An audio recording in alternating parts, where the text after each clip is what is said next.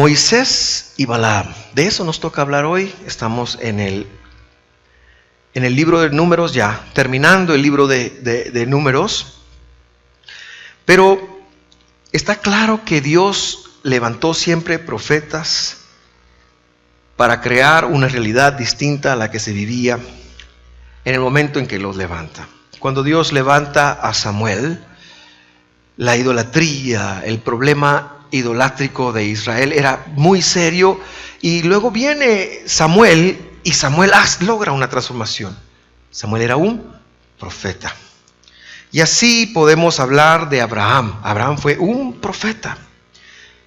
Moisés fue un profeta. La palabra profética o la palabra del profeta es muy trascendental y trae vida, trae cambios, trae una realidad distinta. Por eso es que hoy en la mañana en los dones tratábamos nosotros de profundizar en la palabra profética.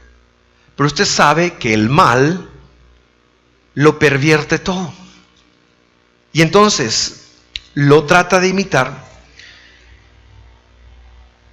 Y por eso es que todavía muchas personas el día de hoy todavía van a lugares a buscar brujos, todavía buscan en la prensa el horóscopo, todavía andan ahí que me lean las estrellas. Y usted sabe que hay un señor que tiene apellido del lugar donde se venden las verduras, que es muy popular todavía. ¿Sabe de quién me estoy refiriendo? ¿Vale? No quiero ni siquiera mencionar su nombre. ¿En dónde se venden las verduras? ¿En dónde se vende todo ese tipo de...? ¿En dónde? Ok, entonces ya sabe de quién estoy hablando. Mucha gente todavía tiene en la mente el consultar espíritus inmundos, espíritus impuros, nacidos en la impureza, para lograr sus propósitos. La historia de hoy es muy interesante.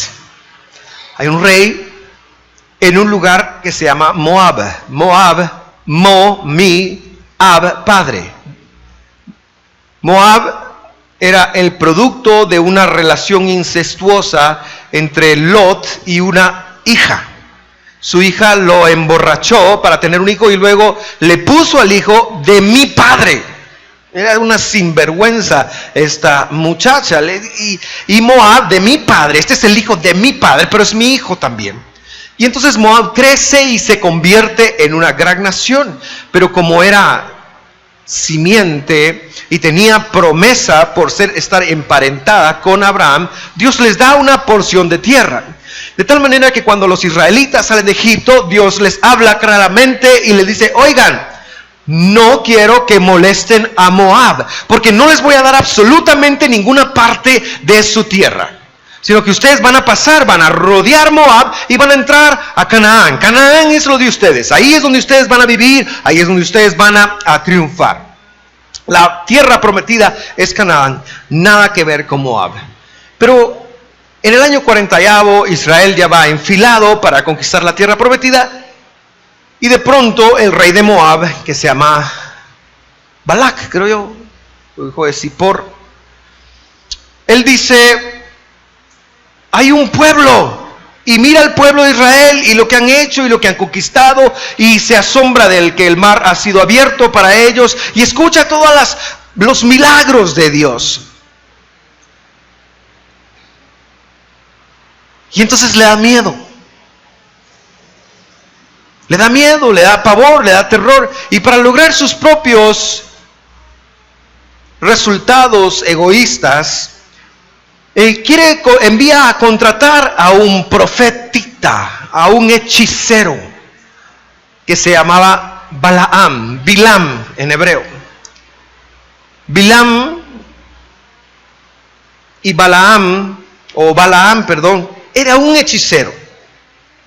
Y entonces lo llega a contratar y le dice: mira, quiero que me maldigas, hay un pueblo que quiero que me maldigas. Y Dios se le aparece y le dice: yo no quiero que lo maldigas.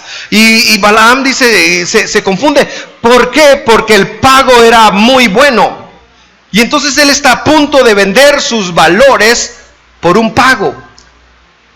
Hoy en día existe todavía Este tipo de personas que basadas en fuerzas impuras, en demonios, manipulan lo espiritual y reciben una ganancia al respecto. Balaam decide que se va y se va. Y es aquella famosa historia donde una burrita le habla y le dice Balaam. Y Balaam está tan bravo porque la burrita está presionando su pierna contra la pared donde va transportando. Y él no ha visto que un ángel la está deteniendo. Y entonces Balaam dice, le agarra la burrita a palazos y le pega, pa. Y la burrita le dice, Balaam, ¿qué onda? ¿Qué te pasa? Si yo siempre te he sido fiel, y él no se percató de que la burrita le estaba hablando, de que un animal le estaba hablando, y estaba tan bravo. Pues si tuviera una espada en este mismo te mataba, burra, hija de tu madre, de tu nana, decimos allá por mi tierra. Entonces Dios abre los ojos de Balaam y él ve que hay un ángel ahí. Es muy común como todavía al día de hoy hay gente que se presta para manipular espíritus inmundos, espíritus de impureza, para lograr propósitos a cambio de una ganancia. También estoy consciente de que hay mucho charlatán. Sí, hay mucho charlatán. Hay personas que se aprovechan de los temores de los demás, hay personas que se aprovechan de las cosas, pero todavía hay gente que va y busca que le lean las cartas, que le pasen el huevo, que le haga un entierro, que le haga un desentierro, que... ¿Habrá escuchado eso usted en el siglo XXI todavía? Es real. Es real. Eso es real. Al día de hoy es real que hay gente buscando hechicería y tiene un poder. Entonces, don Balaam era de ese tipo de hechicería. Ahora, ¿qué dice Dios de la hechicería? ¿Qué dice Dios de todas estas fuerzas impuras? Levítico lo recuerda muy bien en el capítulo 20, donde dice: Dios está hablando. También me pondré en contra de todos los que se entregan a la prostitución espiritual. Si Dios le llama prostitución espiritual a tratar de buscar resultados por cualquier otra fuente que no sea la oración, la búsqueda de Dios. Queridos hermanos, nuestras metas se deben de desprender de nuestra relación con Dios, de orar, de entender que Dios tiene un mejor futuro para nosotros. Pero no podemos manipular las circunstancias. ¿Quiere usted verdadero cambio? ¿Quiere usted verdadero cambio? Usted tiene que buscar a Dios. Él es el que verdaderamente puede cambiar todas las cosas. Pero hay gente que tontamente busca para que hagan un trabajito y aparentemente les funciona. Pero la Biblia le llama a los que se dedican a hacer esto prostitución espiritual.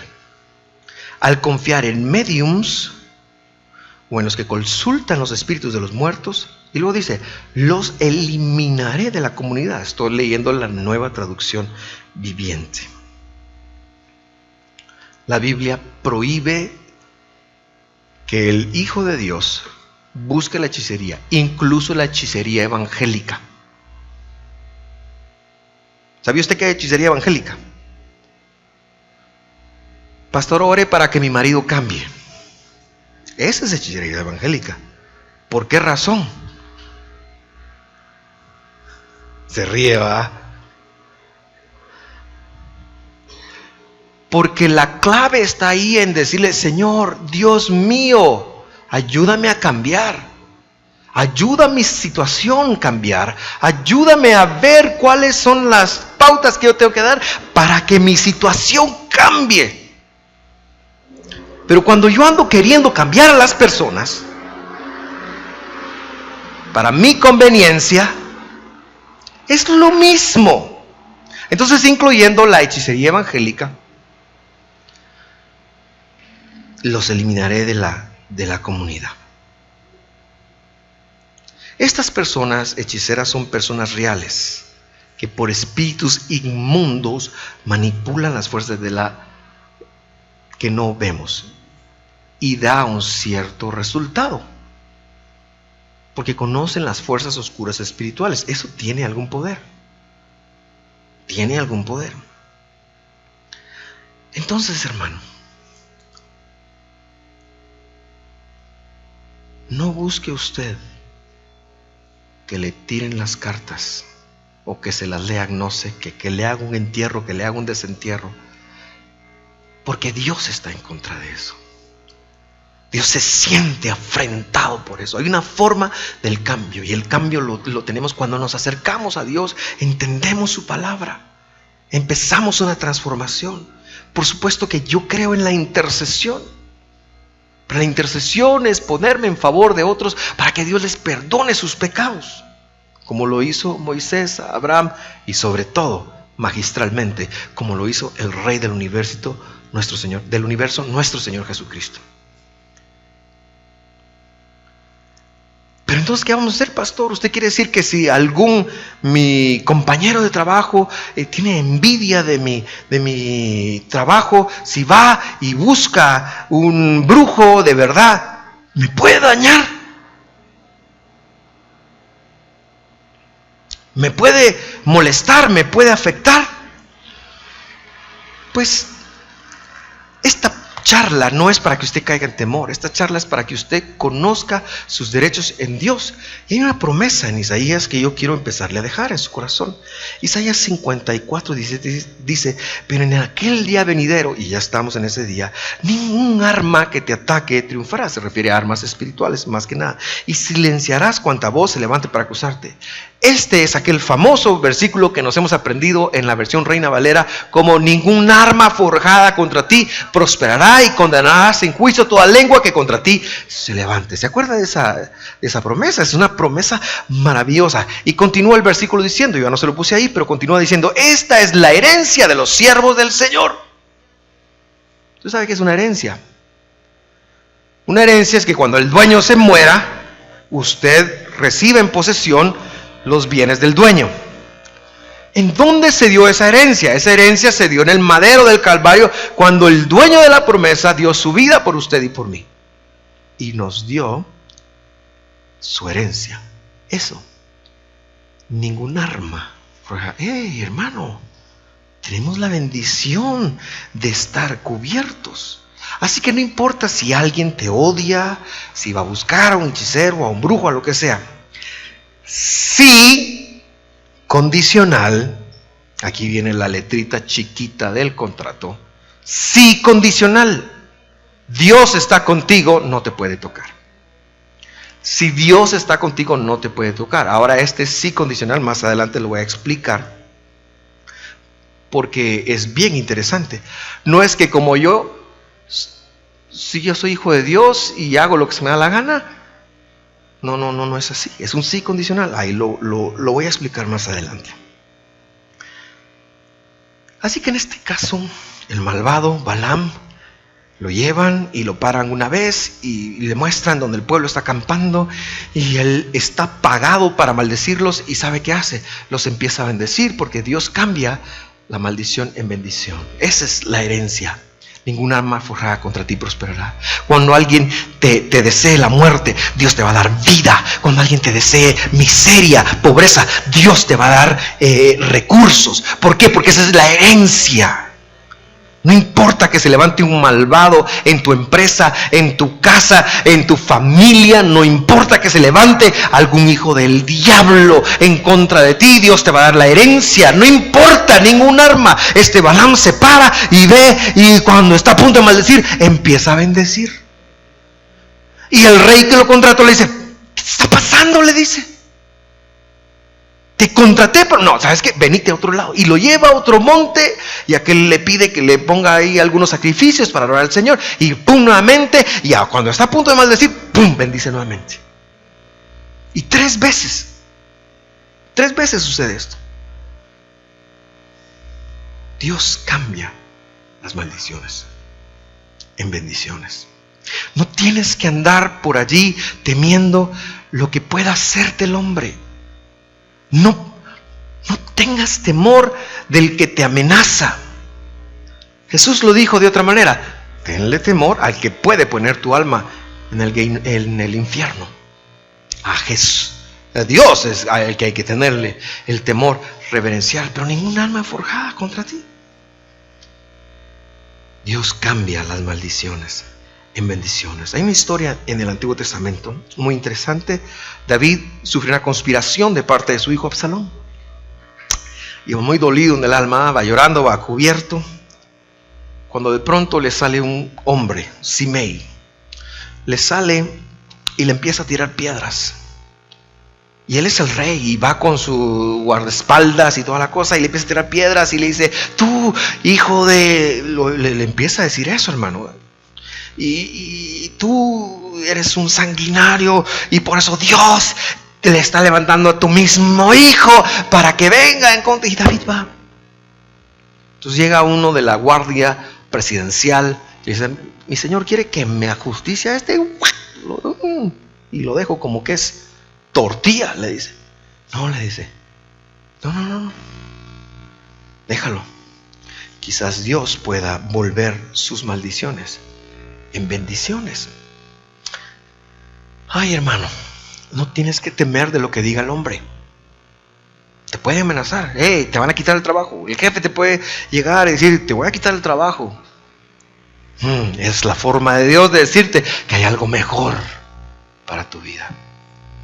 Puede llegar el hombre y decirte cualquier cosa. No se me ocurren a mí escenarios en este momento, me disculpo por eso, pero cualquier cosa y cualquier hombre. El médico puede llegar y dar un dictamen de muerte, porque la ciencia, porque su conocimiento se lo dice, pero Dios puede cambiar cualquier cosa. Ese es nuestro Dios. Es que estamos del lado del que debemos de estar, pero a veces no estamos del lado de Él. Ese es el problema. La Escritura dice en el Nuevo Testamento: si Dios es por nosotros, y nuevamente un Dios condicional ahí, ¿quién contra nosotros? Entonces, la hechicería es una perversión del ministerio profético. Balaam existe en el mismo espacio que Moisés. Moisés llega a Egipto y Moisés va con una palabra fresca, se lleva a su hermano Aarón y le dice Dios que sueltes al pueblo, porque me van a ir a adorar. Y el faraón dice: yo no conozco a ese tal Dios, no importa que y no se van. 10 plagas después, faraón llega: por favor váyanse, muchachos, por favor váyanse. Cobarde. Claro, Egipto está en ruinas y él se ha quedado sin su hijo primogénito. Porque Dios, nuestro Padre, el creador del universo, Él está sobre todo. Él está sobre todo. No hay nadie que pueda más que Él. No hay alguien que pueda más que Él. Y el que se le revele, pobrecito de él. Moisés, un profeta de Dios. Y luego el Antiguo Testamento, el Nuevo Testamento lo expande a nosotros. Me refiero al ministerio profético.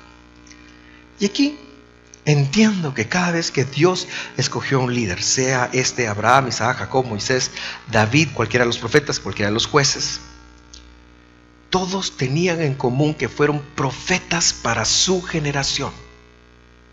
Todos estos hombres imperfectos fueron profetas para su generación, hasta que llegó el Mesías Redentor, Jesucristo nuestro Salvador.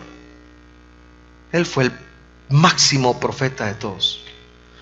Deuteronomio lo predice: Dios un día les levantará un profeta como yo, dijo Moisés, hablando del Mesías, el Redentor, Jesús.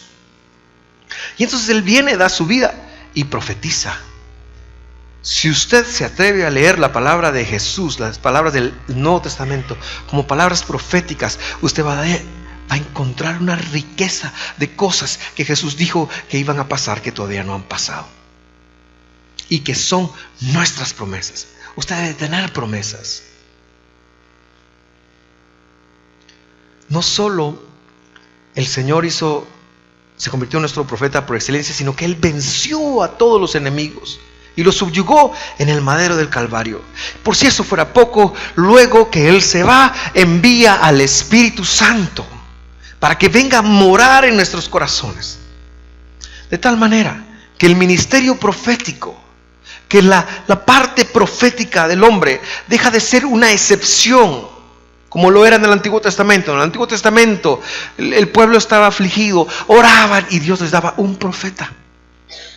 Pero ahora en el nuevo pacto, el Espíritu Santo viene sobre el corazón del creyente y le da la habilidad de ser un profeta, de tener una palabra profética.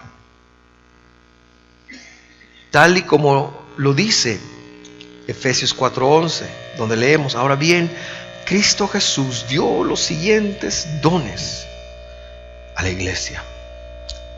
Y por favor, la iglesia no son las paredes, la iglesia son ustedes. Me quedo en verso.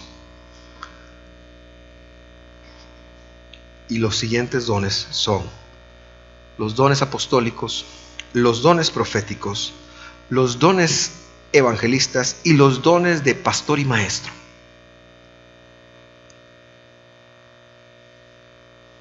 Los teólogos se pelean mucho si hay 4 o 5 ahí, ¿verdad? Si somos literales, hay 4, porque pastor y maestro es el mismo. Y si somos no quisquillosos, pero no tan literales, entonces hay 5. Aunque de los maestros se abre en otra parte, pero bueno, ese no es el punto. Yo me estoy haciendo bolas, discúlpeme, estoy teniendo una conversación teológica conmigo mismo. Pero el punto es que esos dones están en medio de nosotros. ¿Sí? Usted lo que tiene que hacer es abrir sus ojos, voltear a ver y se va a dar cuenta que ahí están. Lo que pasa es que algunos están con los brazos cruzados, algunos están deprimidos, algunos están ensimismados, algunos están desmotivados, algunos no lo saben. Pero el punto es que esos dones son ustedes, los tienen ustedes, la iglesia. Y luego el apóstol agrega en Corintios 14:1, primera carta de Corintios 14:1, dice: yo desearía que todos pudieran hablar en lenguas. Wow. El don de lenguas. Pero más aún me gustaría que, le voy a subrayar la palabra clave allí de color azul, se la voy a encerrar, se la voy a pervertir. Esa es la palabra clave. Todos. ¿Qué le gustaría al apóstol? ¿Que cuántos? Ah, vaya. ¿Lo incluye a usted? Entonces, ¿cuál es la fregadera? Si lo incluye a usted, ¿por qué no nos abrimos a eso? ¿Por qué no entendemos eso? Ah, pero cuando es del chisme, ese sí. Pero es cuando es a crear una nueva realidad espiritual. Y les lo decía la semana pasada, y se lo repito ahora, y cada vez voy teniendo más claridad. No hay algo en el mundo físico que no tenga su origen en el mundo espiritual. Ah, pero nosotros queremos cambiar las cosas en el mundo físico. No, hombre, estamos perdiendo el tiempo. Hay que conectar con el mundo espiritual. Yo sé que no está bueno echarse flores, y menos a uno mismo. Pero escuche la prédica de la semana pasada. Escuche la prédica de la semana pasada. ¿Saben decir? Ahora las tenemos en YouTube para que las vea también, ¿verdad? Si no le ha dado like a la página de YouTube, que Dios lo perdone de la apostasía en la que usted se encuentra. Todos. Aún me gustaría que todos pudieran profetizar. Pues la profecía es superior a hablar en lenguas, a menos que alguien interprete lo que se dice, para que toda la iglesia se fortalezca. ¿Sabe qué pasó? Hicimos la profecía de algo muy místico. Es que yo tengo que sentir, y empieza a temblar, ay, para arriba y para abajo. ¡Ay!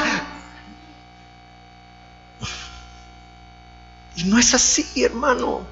Si usted tiene al Espíritu Santo viendo adentro, saber ni qué rincón le guarda. Ese es el problema. Ese es el problema, ¿va? Que lo tenga ahí en la orilla. Nunca ha estado en la orilla de la cama usted así de pie. Y por otro lado tenemos el yo, tenemos a mis hijos, a mi esposa, a esto, y el Espíritu Santo está que se cae y ¡pum! Se va. Y yo sé que no es chistoso y parece blasfemo, pero es verdad. Es verdad. Fíjese que usted tiene un problema, ¿a quién busca? Si el problema es en la cabeza, porque tiene dolor de cabeza, ¿dónde está Bayer? ¿Dónde está Bayer? Y ¡pum! Una aspirina. ¿Verdad?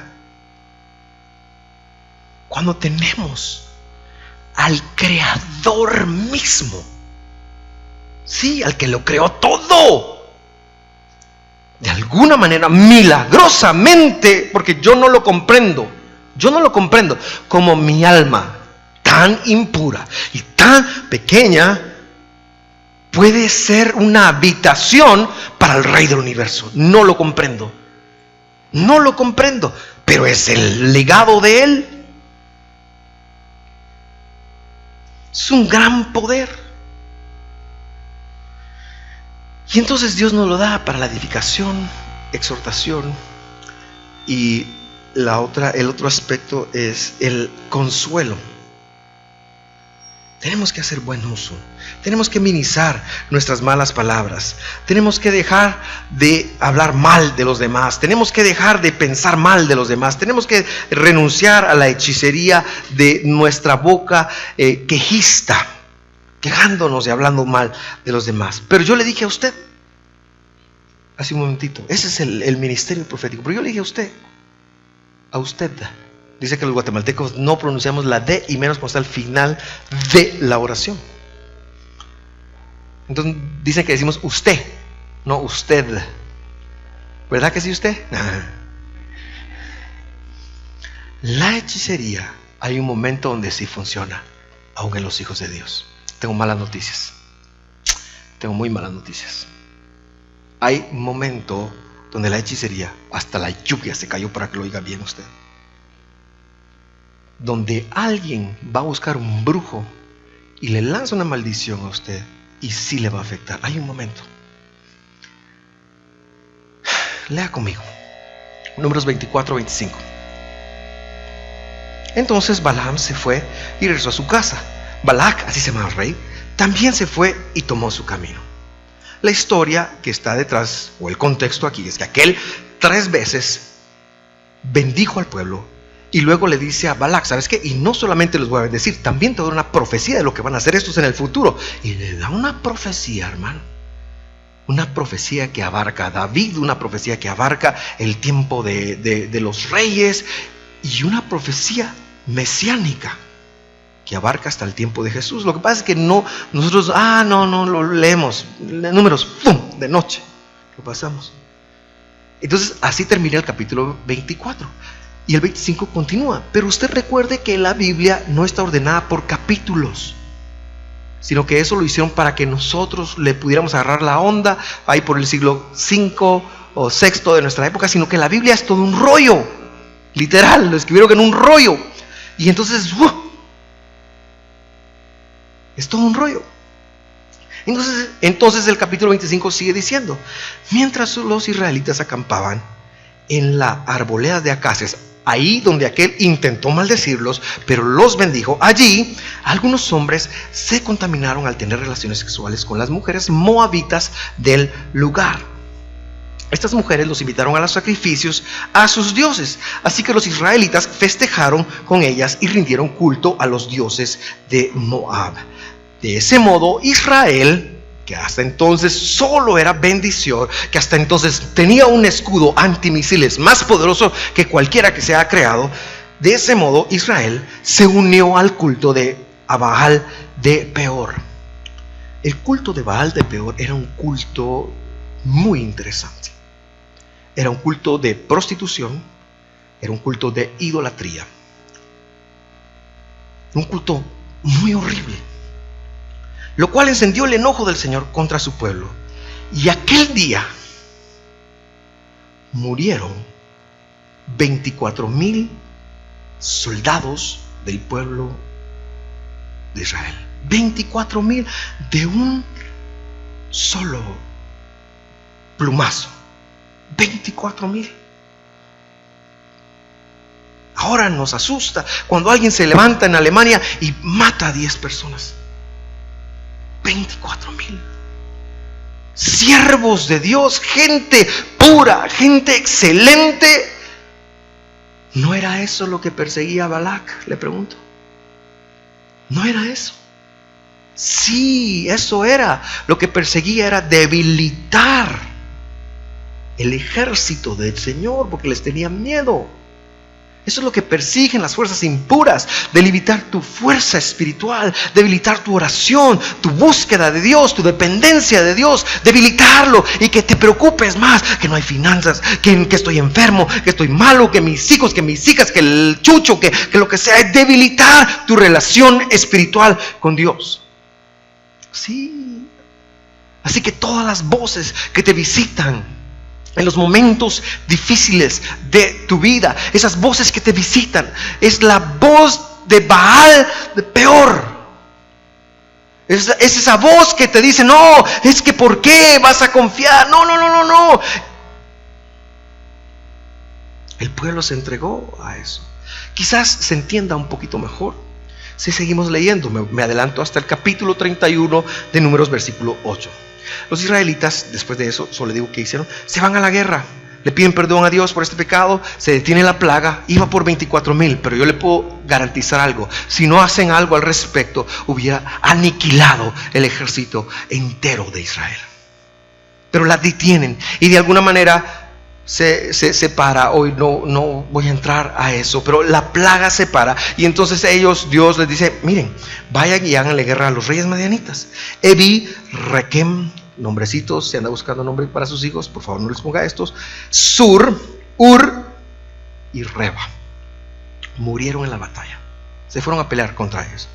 También los israelitas mataron a espada a Balaam, hijo de Beor.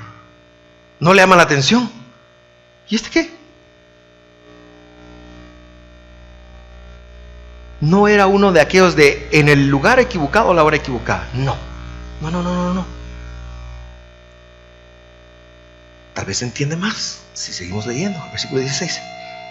Precisamente son ellas, las mujeres de Moab, las que, siguiendo el consejo de Balaam, incitaron al pueblo de Israel a rebelarse contra el Señor su Dios en el monte Peor.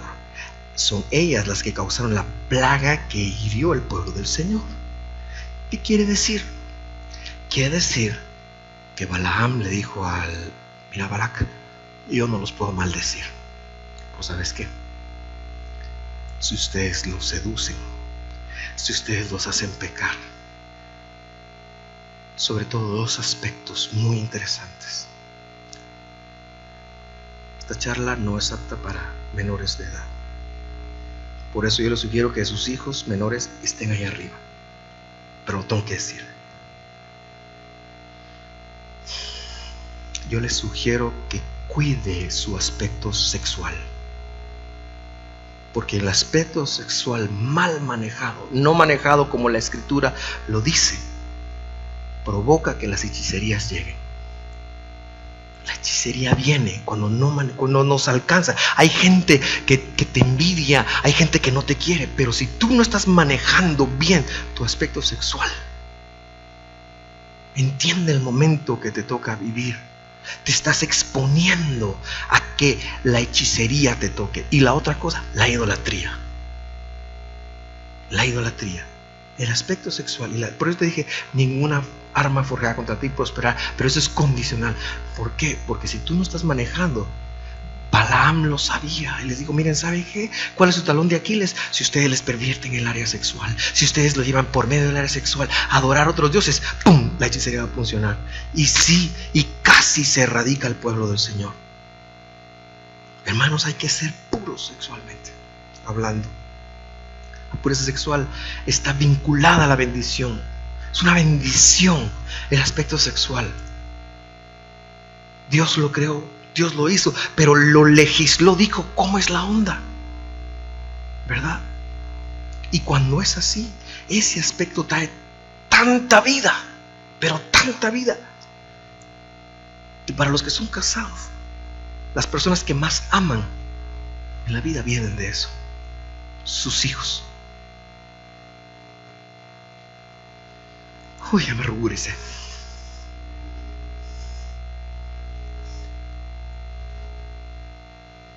Ok, ya me están gritando allá, entonces voy a empezar a terminar ya. Querido hermano, tenemos que cuidar el aspecto sexual y tenemos que cuidar de no entregar nuestro corazón a otros dioses. Por eso las palabras de la profecía hoy: tenga cuidado usted de no tener a usted mismo en el trono de su corazón como el que gobierna. Deje que Dios gobierne. Tenga cuidado de no vaya a poner ahí un familiar, porque eso es idolatría. Ay, yo no puedo hacer, porque mi nene, porque mi hijo, porque mi esposa, porque mi suegro, mi suegra, el chucho, lo que sea, quien sea, no importa.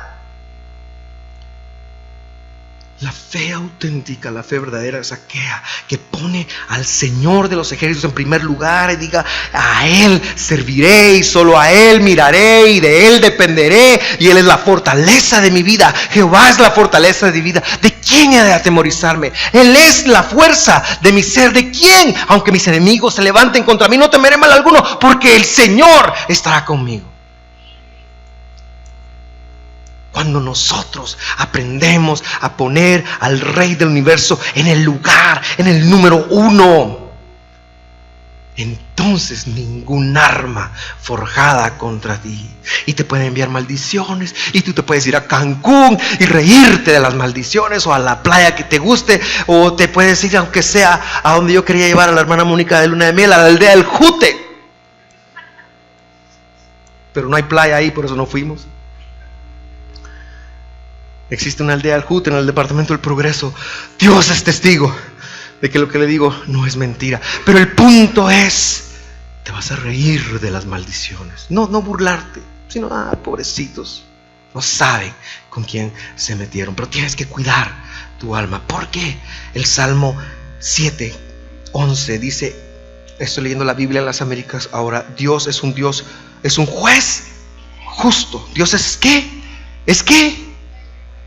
Justo. Dios es un ¿qué? Dios es un ¿qué? ¿Qué es nuestro Dios? Él es un. ¿Y qué tipo de juez es? Justo. Y lo dice: y un Dios que se indigna todos los días. Literalmente, que se enoja todos los días. Y desafortunadamente, desgraciadamente, hermanos, los traductores meten su cuchara ahí y nos roban la bendición. Y entonces todos nos traducen: contra el impío. No tengo nada que perdonar porque soy salvo. Aleluya, gloria a Dios, eso no aplica a mí. Pero esto contra el impío no está en el original. Es interpretación de ellos. Ninguna Biblia correcta tiene contra el impío, pero todas tienen contra el impío. Estuve buscando versiones y todas dicen contra el impío. Entonces uno, sí, ¿cómo? Pero la Biblia dice: Dios es un juez justo y un Dios que se indigna todos los días. Hay una supervisión del cielo. Es una supervisión del cielo. Ahora yo le pregunto a usted: usted como padre, ¿a quién supervisa más? ¿A los que ama o a los que no le importan? Todos. ¿De qué damos? Hermano, tenemos que volvernos a la santidad, no para vivir en temor, porque la vida en el Señor no es una vida de temor. Tenemos que volvernos a la santidad. Y le decía hace algunos domingos, ¿Qué es la santidad? La santidad no es la cara esa larga de... No. La santidad es un estilo de vida que me lleva a cumplir la Escritura. La Escritura. La Escritura. Y no estoy enojado, pero ya se me acabó el tiempo, entonces tengo que terminar. La bendición viene cuando ese juez justo dice: oh, ok, se portó mal, está bien, pero se arrepintió. Pero me está orando en el nombre de Jesús. ¿Cómo voy a rehusarme yo a bendecirlo? ¿Cómo voy a rehusarme yo a proveerle? Si está arrepentido, si está buscándome. Porque juez justo no quiere decir que solo es bravo, ¿verdad? Entendemos justo por bravo. No, es justo. Es justo. Querido hermano, termino con esta cita. Gracias a Dios por Jesucristo, Señor nuestro. Así que yo mismo, por un lado, con la mente sirvo la ley de Dios, por el otro, con la carne, a la ley del pecado. Tenemos a Jesús. Es hora de volvernos a Jesús. Y nuevamente, esta carta no está separada en capítulos, así que el 8:1 está hablando de lo mismo. Por eso, no hay condenación para los que están en Cristo Jesús. Los que no andan conforme a la, sino conforme al. Vaya. Entonces tenemos trabajo que hacer, hermanos. Tenemos pureza que incorporar, pureza sexual, idolatría. Tenemos que extirparla de nosotros. Eso es andar conforme a las obras del Espíritu. ¿Cuántas veces dimos ninguna condenación? No tengo condenación. Y estaba ahí haciendo pecados, quebrantando la palabra, pero no tengo, porque Él dice no tiene condenación. Entonces hay que leer bien. Los que no andan conforme a las obras de la carne, pero a veces yo le doy espacio a las obras de la carne. A veces me enojo. A veces me bajo al Dios de su trono que tengo que decir: quítate, Señor, estás haciendo un buen trabajo. Y me pongo yo y digo: no, me voy a preocupar, no, me voy a enojar, me voy a entristecer, me voy a cualquier cosa, y lo bajo del trono de mi corazón y me pongo yo. Soy idólatra. Hermano, yo le invito a usted esta mañana a usar la palabra profética para su bien.